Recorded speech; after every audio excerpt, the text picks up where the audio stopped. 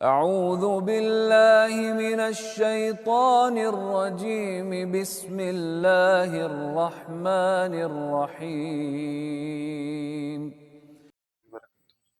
الحمد لله رب العالمين والعاقبة للمتقين والصلاة والسلام على رسوله الكريم أما بعد فأعوذ بالله من الشيطان الرجيم بسم الله الرحمن الرحيم قال النبينا صلى الله عليه وسلم اقرأوا القرآن فإنه يأتي يوم القيامة شفيعا لأصحابه.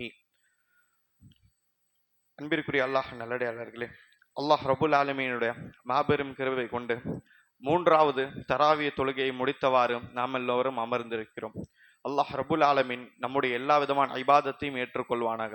இன்னும் அனைத்து விதமான ஐபாதத்திலும் மும்முரமாக ஆர்வம் காட்டக்கூடிய பாக்கியத்தை வல்ல ரஹ்மான் நம் அனைவருக்கும் நசீபாக்குவானாக. அன்பிற்குரிய அல்லாஹ் நல்லடியார்களே, ஒரே ஒரு சட்டத்தை சொன்னவாறு இன்றைய தப்சீருடைய வகுப்பை நாம் ஆரம்பிக்கலாம். அன்பிற்குரிய அல்லாஹ் நல்லடியாளர்களே, அப்துல்லா இப்னு உமர் என சொல்லக்கூடிய நபித்தோழர் அறிவிக்கிறார்கள், ரசூலுல்லாஹி ஸல்லல்லாஹு அலைஹி வஸல்லம் அவர்கள் வித்ருடைய தொழுகை முடித்த பிறகு ரசூலுல்லாஹ் அவர்கள் அமைதியாக அமர்ந்து சுப்ஹானல் மலிக்கில் குத்தூஸ் என சொல்லக்கூடிய திக்ரை 3 முறை ஓதுவார்கள் என்று ஒரு நபித்தோழர் சொல்கிறார்கள். இந்த சுப்ஹானல் மலிக்குல் குத்தூஸ் வித்ரு தொழுகைக்கு பின்னால் ரசூலுல்லாஹ் ஓதுவார்கள். இதை எப்படி ஓதுவார்கள் என்று இன்னொரு அறிவிப்பிலும் வருகிறது. ரசூலுல்லாஹ் அவர்கள் வித்ரு தொழுது முடித்து பொறுமையாக அமர்ந்து சுபஹானல் மலிக்கில் குத்தூஸ் சுபஹானல் மலிக்கில் குத்தூஸ் என்று 2 முறை சாதாரண குரலில் ஓதுவார்கள். 3வது முறை தன்னுடைய சப்தத்தை உயர்த்திவாறு சுபஹானல் மலிக்கில் குத்தூஸ் என்று லேசாக சப்தத்தை உயர்த்திவாறு 3வது முறை சொல்வார்கள். ஆக மொத்தம் இந்த திக்ரை 3 முறை சொல்வது சுன்னத்தாக இருக்கிறது. 3வது முறை குரலை உயர்த்தி சொல்வது இதுவும் நபி வழியாக இருக்கிறது, சரியான ஹதீஸ் மூலியம் வருகிறது என்பதற்காக நாம் ஒவ்வொரு வித்ரு தொலை பின்னாலும் தனித்தனியாக இந்த திக்ரை நாம் ஓத வேண்டும். அன்பிற்குரிய அல்லாஹ் நல்லடியாளர்களே, இன்றைய தராவி தொழுகையில் 3வது ஜுஸ் தில்க ரசூல் ஃபதல்னா பாதஹும் அலா பாத், இந்த இப்படிப்பட்ட வசனத்திலிருந்து ஆரம்பிக்கப்பட்டு இது சூரத்துல் பக்கராவுடைய வசனம். சூரத்துல் பக்கரா என்று முடிக்கப்பட்டு அதற்கு பின்னால் சூரத்துல் ஆல இம்ரான் தொடங்கப்பட்டு ஆல இம்ரானுடைய சில பகுதிகள் ஓதப்பட்டது. அன்பிற்குரிய அல்லாஹ் நல்லடியாளர்களே, நாம் பார்த்து கொள்ளலாம், சூரத்துல் ஆல இம்ரானில் ஆல இம்ரான் என்றால் இம்ரானுடைய வீட்டார்கள் என்ற அர்த்தம் இருக்கிறது. இம்ரானுடைய வீட்டார்கள் என்றால் மரியம் அலைஹிஸ்ஸலாம் அவங்களுடைய தந்தை பேரு தான் இம்ரான். ஆகவே அல்லாஹ் ரபுல் ஆலமீன் சூரத்துல் ஆல இம்ரானில் மரியம் அலைஹிஸ்ஸலாம் அவருடைய வாழ்க்கையை பற்றியும் அதற்கு பின்னால் அவர்கள் பிறந்த ஈசா அலைஹிஸ்ஸலாம் அவருடைய வாழ்க்கையை பற்றியும் அல்லாஹ் ரபுல் ஆலமீன் சிறிதளவு பெரிதாக பேசுகிறான். எனவே அவருடைய வாழ்க்கையை பற்றி பேசுவதனால் இம்ரானுடைய குடும்பத்தினர் என்று அல்லாஹ் ரபுல் ஆலமீன் இந்த சூறாவை பற்றி பேசுகிறான் என்பதெல்லாம் பார்க்க முடிகிறது. இதுவெல்லாம் ஒரு பக்கம் இருக்க, இன்ஷா அல்லாஹ் மரியம் அலைஹிஸ்ஸலாம் மற்றும் ஈசா அலைஹிஸ்ஸலாம் வரலாறை பின்னால் மரியம் என்ற சூறா இருக்கிறது, அதில் பார்க்கலாம். ஆனால் இன்று நாம் பார்க்க போகிற என்னவென்றால், சூரத்துல் பக்கராவில் இருக்கக்கூடிய ஒரு வசனம், நமக்கெல்லாம் தெரிந்த வசனம், 1வது ரக்காத்தில் ஓதப்பட்டது. அல்லாஹு லா இலாஹ இல்லாஹுல் ஹய்யுல் கய்யூம் என சொல்லக்கூடிய ஒரு வசனம். இதற்கு ஆயத்துல் குர்சி என்று நம்ம எல்லாரும் தெரிந்து வைத்திருப்போம். அன்பிற்குரிய அல்லாஹ் நல்லடியாளர்களே, ஆயத்துல் குர்சி இந்த வசனம் சிறு சிறு பிள்ளைகளுக்கும் தெரியும், பெரியவர்கள் தெரியும், மனப்பாடம் தெரியாதவர்களுக்கும் இந்த வசனத்திற்கு ஆயத்துல் குர்சி என்ற பெயரை சொல்வார்கள் என்றும் தெரியும். ஏன் எல்லோருக்கும் இந்த வசனத்தை பற்றி தெரியும். அன்பிற்குரிய அல்லாஹ் நல்லடியார்களே, இது எப்படிப்பட்ட வசனம் என்றால் முழு குரானும் மறுமை நாள் வரை வரக்கூடிய மனித வழிகாட்டியாக பார்க்கப்படுகிறது. இப்படிதான் நம்முடைய ஈமானும் இருக்க வேண்டும். இந்த குரானில் ஒரு துளி அளவு சந்தேகம் இருந்தாலும் மறுமையில் நாம் நுழைய முடியாது. இந்த குரான் முழுவதும் ஈமான் கொள்வது நம் மீது அகீதாவாக இருக்கிறது. எனவே முழு குரானும் வழிகாட்டி தான். ஆனால் இந்த குரானில் இருக்கக்கூடிய ஒரு வசனம் முழு குரானில் இருக்கக்கூடிய வசனங்களை விட சிறந்த வசனமாக பார்க்கப்படுகிறது. நம்முடைய பார்வையில் குரானே சிறந்ததுதான். சிறந்த குரானில் சிறந்த வசனம் சூரத்துல் அதாவது ஆயத்துல் குர்சி என்பதை பார்க்க முடிகிறது. இது எங்கிருந்து கிடைக்கிறது? ரசூலுல்லாஹி ஸல்லல்லாஹு அலைஹி வஸல்லம் அவர்கள் உபய் இப்னு கஅப் என சொல்லக்கூடிய ஒரு நபித்தோழரிடம் ஒரு கேள்வி கேட்டார்கள். யார் இந்த உபய் இப்னு கஅப் ரலியல்லாஹு அன்ஹு அவர்கள்? உபய் இப்னு கஅப் ரலியல்லாஹு அன்ஹு அவர்கள் ரசூலுல்லாஹ் காலத்தில் வாழ்ந்த ஒரு ஹாஃபிஸ், குரானை மனனம் செய்தவர். இன்னும் குரானுடைய கல்வி அதிகமாக கொண்டவர் தான் உபய் இப்னு கஅப். எந்த அளவுக்கு அதிகம் தெரியுமா? ஒரு நாள் ரசூலுல்லாஹ் அவருக்கு தொழுகையில் சூரா மறந்து விட்டது. ரசூலுல்லாஹ்வும் ஒரு மனிதருக்கு மறதி ஏற்படும். அந்த நேரத்தில் ரசூலுல்லாஹ்வுக்கு சூராவில் மறதி ஏற்பட்டு விட்டது. மறதி ஏற்பட்டு ரசூலுல்லாஹ் அவர்கள் எந்த இடத்தில் மறதி ஏற்பட்டதோ அந்த இடத்தில் நின்று ரசூலுல்லாஹ் ருக்கு சென்று தொழுகை முடித்தார்கள். முடித்த பிறகு ரசூலுல்லாஹ் அவர் கேட்டார்கள், உபய் இப்னு கஅப் நமக்கு மத்தியில் இல்லையா என்று ரசூலுல்லாஹ் கேட்டார்கள். இந்த உபை இப்னு கஅப் என சொல்லக்கூடிய நபித்தோழரும் யார் ரசூலா நான் இருக்கேன் என்று சொன்ன பிறகு ரசூலா கேட்டார்கள், நீங்கள் ஏன் அடுத்த வசனத்தை தொடரவில்லை என்று ரசூலா கேள்வி கேட்டார்கள். யார்? ரசூல்லா இந்த குறிப்பிட்ட சஹாபியை பார்த்து கேட்டார்கள். அந்த மஜ்லிஸில் நபித்தோழர் அபூபக்கரும் இருந்தார்கள், நபித்தோழர் உமரும் இருந்தார்கள், நபித்தோழர் உஸ்மானும் இருந்தார்கள். இவ்வளவு பெரிய பெரிய சஹாபா பெருமக்கள் இவர்கள் இருந்தும் உபை இப்னு கஅப் ரலியல்லாஹு அன்ஹு அவர்களை ரசூலா தனியாக தேர்ந்தெடுத்து மறந்த வசனத்தை நீங்கள் ஏன் பின்தொடர்ந்து சொல்லவில்லை என்று ரசூலா கேட்கிறார் என்றால், ரசூலுல்லாஹ்வுடைய பார்வையிலேயே குர்ஆனுடைய கல்வியை அதிகமாக பெற்றவர் தான் உபை இப்னு கஅப் ரலியல்லாஹு அன்ஹு அவர்கள் என்று நாம் பார்த்துக் கொள்ளலாம். இதற்கு பின்னால் அன்பிற்குரிய சகோதரர்களே, ரசூலுல்லாஹி ஸல்லல்லாஹு அலைஹி வஸல்லம் அவர்கள் இந்த உபை இப்னு கஅப் ரலியல்லாஹு அன்ஹு அவரிடத்தில் ஒரு கேள்வியை கேட்கிறார்கள். உபையே, நீங்கள் சொல்லுங்கள், குர்ஆனில் இருக்கக்கூடிய சிறந்த வசனம், ஒரு ஆயத், சிறந்த ஆயத், சூப்பரான ஒரு ஆயத் என்னவென்று நீங்கள் சொல்லுங்கள் என்று ரசூலா கேட்டார்கள். இது எப்படிப்பட்ட ஒரு கொஸ்டின் என்று தெரியுமா? மிகவும் மிகவும் அதாவது கடினத்திலே மிக கடினமான கொஸ்டின். எக்ஸாம் பேப்பரில் சூஸ் த கரெக்ட் ஆன்சர் கொடுத்து அதில் 4 சாய்ஸ் கொடுத்து அந்த எக்ஸாம் படிக்காமல் சென்றால் அந்த 4 ஆன்சரும் சில டைம் 4மே கரெக்டாக தெரியும், சில டைம் 4மே தவறாக தெரியும். அந்த 4 சாய்ஸில் 4 ஆப்ஷனில் ஒன்று தேர்வு செய்வது அவ்வளவு கடினமாக இருக்கும். அதை விட மிக மோசமான ஒரு இடத்தில் உபை இப்னு கஅப் இருக்கிறார்கள். ஏன்? குர்ஆன் முழுவதும் சிறப்பு. குர்ஆனோட ஒரு ஆயத்தையும் முத்தாக பார்த்தார்கள் சஹாபா பெருமக்கள். நபித்தோழர் அபூ ஹுரைரா ரலியல்லாஹு அன்ஹு அவர்கள் சொல்கிறார்கள், குர்ஆனுடைய 10 வசனத்தை நான் மனப்பாடம் செய்வேன், 10 வசனத்தை மனப்பாடம் செய்து அமல் செய்த பின்புதான் அடுத்த 10 வசனத்துக்கு நான் செல்வேன் என்று சொல்கிறார்கள். அந்த குறிப்பிட்ட 10 வசனங்கள் மீது அமல் செய்யாமல், அதனை மனப்பாடம் முழுவதுமாக செய்யாமல் அடுத்த 10 வசனம் நான் செல்ல மாட்டேன் என்று சொல்கிறார்கள். இது ஒரு நபித்தோருடைய நிலைப்பாடு கிடையாது. எல்லா நபித்தோழரும் இப்படித்தான் இருந்தார்கள். ஒவ்வொரு வசனத்தையும் முத்தாக கண்டார்கள். எனவே நபித்தோழர்கள் மத்தியில் குர்ஆனுடைய வசனங்களுக்கு ஏற்ற தாழ்வு என்ற கணக்கே கிடையாது. முழு குர்ஆனையும் சரிசமமா பார்த்தார்கள். ஆனால் ரசூலுல்லாஹ்வுடைய கேள்வி இதற்கு மாறாக இருக்கிறது. ரசூலுல்லாஹ் இருக்கலே சிறந்த வசனம் என்று கேட்ட பொழுது உபை இப்னு கஅப் ரலியல்லாஹு அன்ஹு அவர்களுக்கு வியர்வை வர தொடங்குகிறது. உபை இப்னு கஅப் அவர்களுக்கு வியர்வை வர தொடங்கி பதட்டமாகிறார்கள், என்ன சொல்லுவது என்று தெரியாமல். உபை இப்னு கஅப் அவர்கள் சிந்தித்தார்கள். சிறிதளவு சிந்தித்து தன்னிடத்தில் இருக்கக்கூடிய குர்ஆனுடைய கல்வியின் ஆற்றல் காரணமாக அவர்கள் ஒன்று தேர்ந்தெடுத்து சொன்னார்கள், யா நபி அல்லாஹ், அல்லாஹ்வுடைய தூதரே, ஆயத்துல் குர்சி என்னிடத்தில் சிறந்த வசனமாக தென்படுகிறது என்று சொன்னார்கள். ரசூல் ஸல்லல்லாஹு அவர்கள் சொன்னார்கள், அதாவது அபுல் முன்சிர் அவர்களே, அதாவது அபுல் முன்சிர் என்றால் அவருடைய உண்மையான பெயர் அபுல் முன்சிர்.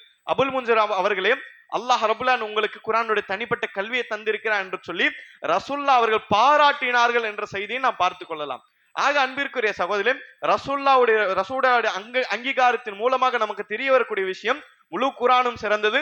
சிறந்த குர்ஆனில் சிறந்த வசனமாக ஆயத்துல் குர்சி இருக்கிறது நாம் பார்க்க முடிகிறது. அன்பிற்குரிய அல்லாஹ் நல்லடியார்களே, ஏன் ஆயத்துல் குர்சி இவ்வளவு சிறந்த வசனமாக பார்க்கப்படுகிறது?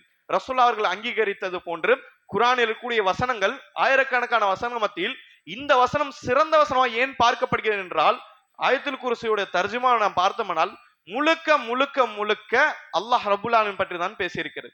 முழுக்க முழுக்க நம்மை படைத்த இறைவனை பற்றி தான் ஆயத்துல் குர்சி முழுவதுமாக அல்லாஹ் ரப்புல் ஆலமீன் சொல்லி இருக்கிறான் என்பதை பார்க்க முடிகிறது. ஆரம்பத்தில் எப்படி ஆரம்பிக்கிறது? அல்லாஹு லா இலாஹ இல்லாஹுல் ஹய்யுல் கய்யூம், வணங்குவதற்கு தகுதியானவன் அல்லாஹ்வை தவிர யாரும் இல்லை, ஹய்யுல் கய்யூம், அவனே உயிரோடு இருப்பவன், அவனே நிலைத்திருப்பவன் என்று சொல்லி அல்லாஹ்வுடைய அழகிய தன்மைகளால் ஆரம்பித்து கடைசியில் வஹுல் அலியுல் அதீம், அவனே உயர்ந்தவன் மகத்தானவன் என்று சொல்லி திரும்பவும் அல்லாஹ்வுடைய தன்மைகளை கொண்டே முடிகிறது. அல்லாஹ்வுடைய மகத்தான தன்மையால் ஆரம்பித்து மகத்தான தன்மையில் முடிகிறது. இடைப்பட்ட வசனம் எல்லாம் நாம் படித்தோம்னால் சுப்ஹானல்லாஹ், ஒன்றுக்கும் தஃப்சீரை நாம் படித்தோம்னால் நம்முடைய காலமே முடியும் அளவிற்கு ஆழ்ந்த தஃப்சீர் இருக்கிறது. அன்பிற்குரிய அல்லாஹ் நல்லடியார்களே, ஆயத்துல் குர்சியுடைய மகிமை பற்றி தெரிந்து கொள்ள வேண்டும் என்றால் சுனன் நசாயில் ஒரு ஹதீஸ் இருக்கிறது. இதே உபை இப்னு கஅப் குர்ஆனுடைய அதிகமான கல்வியை பெற்ற நபித்தோழருடைய வாழ்க்கையில் நடந்த ஒரு சம்பவம் தான். என்னவென்றால், உபை இப்னு கஅப் ரலியல்லாஹு அன்ஹு அவருடைய வீட்டில் இரவு நேரத்தில் அவர்கள் வைத்திருந்த பேரித்தம்பழத்தில் லேசாக குறைவது போன்று இவர்களுக்கு ஃபீல் ஆகிறது, உணவு ஏற்படுகிறது. இவர்கள் வீட்டில் வைத்திருக்கக்கூடிய பேரித்தம்பழத்தில் குறைவு ஏற்படுவது போன்று இவர்களுக்கு உணர்வு ஏற்படுகிறது. ஒரு நாள் இவர்கள் பார்க்கும் பொழுது அந்த பேரித்தம்பழம் குறையக்கூடிய பேரித்தம்பழத்தை எப்படி குறைகிறது என்று எட்டி பார்க்கும் பொழுது ஒரு நபர் அந்த பேரித்தம்பழத்தை சாப்பிடுகிறார். யாருடைய வீட்டில்? உபை இப்னு கஅபுடைய வீட்டில் இரவு நேரத்தில் ஒரு நபர் அந்த பேரித்தம்பழத்தை சாப்பிடுகிறார். நபித்தோழர் உபை இப்னு கஅப் அவர்கள் கையும் களவுமாக நபரை பிடித்து விடுகிறார்கள். அந்த திருடனை கையும் களவுமாக பிடித்து விடுகிறார்கள். பிடித்த பின்பு அந்த நபரிடத்தில் கேட்கிறார்கள். அந்த நபருடைய உருவம் மனிதனு போன்று இருந்தாலும் சற்றளவு வித்தியாசமாக இருப்பதன் காரணமாக கேட்கிறார்கள், அம் இன்ஸ் அம் ஜின், நீ மனிதனா நீ ஜின்னா என்று கேட்கிறார்கள். நபித்துல் உபை இப்னு கஅப், நீ மனிதனா நீ ஜின்னா என்று கேட்கிறார்கள். அந்த குறிப்பிட்ட நபரும் சொன்னார்கள், அதாவது அனமினல் ஜின், நான் ஜின்களில் ஒருவராக இருக்கிறேன் என்று சொல்லப்பட்டது. பிறகு இந்த பதிலை கேட்ட பிறகு உபை இப்னு கஅப் அவர்கள் கையை பிடித்துக் கொண்டிருந்தார்களே, அந்த கையை திருப்பி பார்த்தவுடன் கையெல்லாம் ரோமம் ரோமமாக இருந்தது. அறிவிக்கக்கூடிய உபை இப்னு கஅப் அவர்கள் சொல்கிறார்கள், முகமும் உடல் பாவனையும் மனிதன் போன்று இருக்கிறது, ஆனால் கையில் இருக்கக்கூடிய ரோமங்களும் அந்த முடியும் ஒரு நாய் போன்று இருக்கிறது என்று சொல்கிறார்கள். இதெல்லாம் சொன்ன நாம் பார்க்கலாம், ஹதீஸில் பார்க்கலாம். கையில் இருக்கக்கூடிய ரோமங்கள் நாய் போன்றும் உடலுடைய பாவங்கள் மனிதனும் போன்றும் இருக்கிறது. இது தன்னைத்தானே ஜின் என சொல்லக்கூடிய ஒரு மனிதனாக தன்னைத்தானே ஜின் என அறிமுகப்படுத்தி இருக்கிறது. அந்த நேரத்தில் நீ ஏன் என்னுடைய பேரத்து பலத்தை திருடுகிறாய் என்று அந்த ஜின் இடத்தில் கேட்ட பொழுது அந்த ஜின்னும் சொல்லுகிறது, உபய அவர்களை, நீங்கள் உங்களுடைய பொருட்களை அதிகமாக சதக்கா செய்கிறீர்கள், உங்களுடைய சதக்காவுடைய பொருட்களை எங்களுக்கும் கொஞ்சமாக வேண்டும் என்பதற்காக நான் இதனை உண்டு கொண்டு இருக்கிறேன் என்று அந்த குறிப்பிட்ட சொல்லிருச்சு. அந்த நேரத்தில் நபித்துல் உபையா அவர்கள் கேட்டார்கள், இப்படி தினம் தினம் நீ வந்து சாப்பிட்டு போவதனால் அதிகமான அளவு குறைகிறது, மதீனாவில் இருக்கக்கூடிய ஏழைகளுக்கு பங்கு சேர்வதில்லை, உன்னிடத்தில் இருந்து பாதுகாக்க வேண்டும் என்றால் என்ன செய்ய வேண்டும் என்று தீர்வும் அதே இடத்திலிருந்து உபை இப்னு அவர்கள் கேட்கிறார்கள். அதற்கு அந்த குறிப்பிட்ட நபர் சொல்கிறார்கள், ஆயத்துல் குர்சியுடைய வசனத்தை தினந்தோறும் படுக்கைக்கு போவதற்கு முன்னால் நீங்கள் ஓதுங்கள் என்று அந்த குறிப்பிட்ட நபர் சொல்வதற்கு பின்னால் உபை இப்னு அவர்கள் கேட்கிறார்கள். கேட்டு அந்த நபரை விட்டு விடுகிறார்கள், அந்த நபரும் சென்று விடுகிறார்கள். மறுநாள் காலையில் ரசூலுல்லாஹி ஸல்லல்லாஹு அலைஹி வஸல்லம் அவரிடத்தில் உபை இப்னு கஅப் வருகிறார்கள்.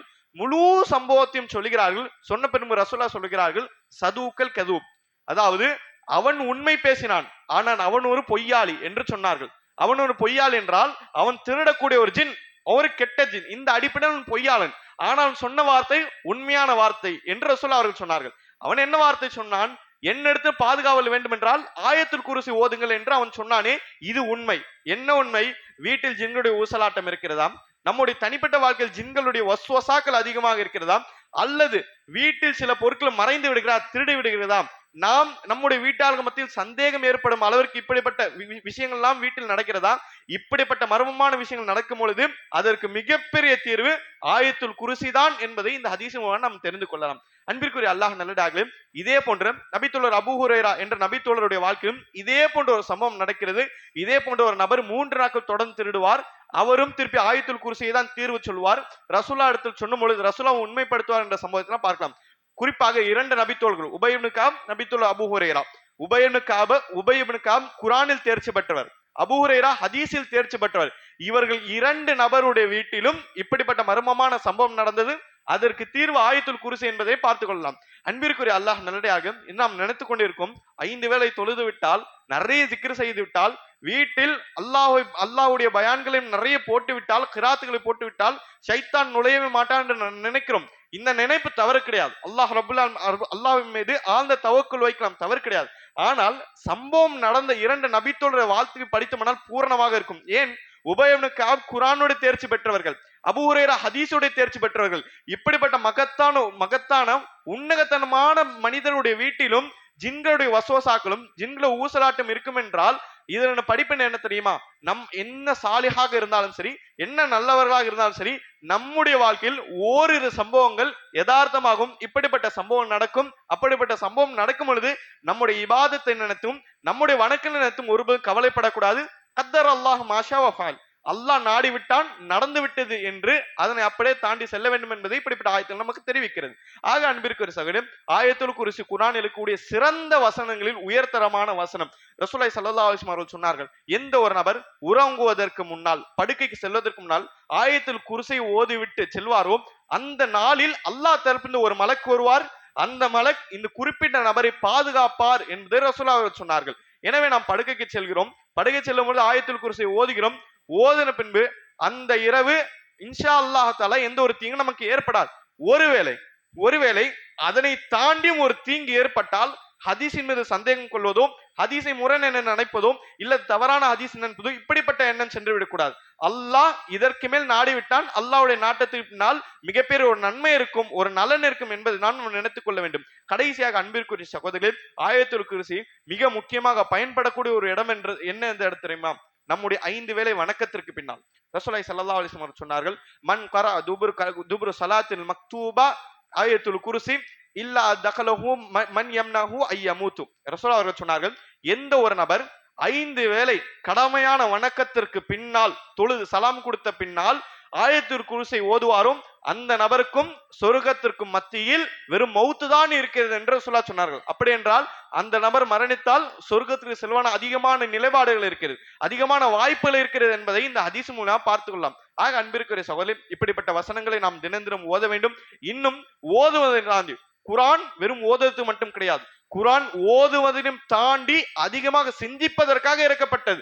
அல்ஹம்துலில்லாஹ், ஓதக்கூடிய நிலைப்பாட்டை நாம் நம்மில் பெரும்பாலும் பூர்த்தி செய்தாலும் சிந்திக்கக்கூடிய நிலைப்பாட்டில் உம்மத்தில் அதிகமான நபர்கள் இதை சிந்திப்பதில்லை என்பதை நாம் பார்க்க முடிகிறது. எனவே குர்ஆன் ஓதுவதை தாண்டி சிந்திக்கக்கூடிய ஒரு புத்தகமாக இருக்கிறது. இப்படிப்பட்ட வசனங்கள் அர்த்தத்துடன் நாம் தெரிந்து கொள்ள வேண்டும், அர்த்தத்துடன் நம்முடைய பிள்ளைகளுக்கு சொல்ல வேண்டும். இன்னும் குறிப்பாக நம்முடைய வீட்டுகளில் அதிகமாக இப்படிப்பட்ட வசனங்களை ஓத வேண்டும் என்பதுதான் இப்படிப்பட்ட வசனம் நமக்கு சொல்லக்கூடிய மிகப்பெரிய பாடமாக இருக்கிறது. அல்லாஹ் ரப்புல் ஆலமீன் நம் அனைவருடைய தொடர்பையும் குர்ஆனுடைய ஆழ்ந்த தொடர்பாக ஆக்குவானாக. வாஹிர் தவானா அல்ஹம்துலில்லாஹி ரப்பில் ஆலமீன்.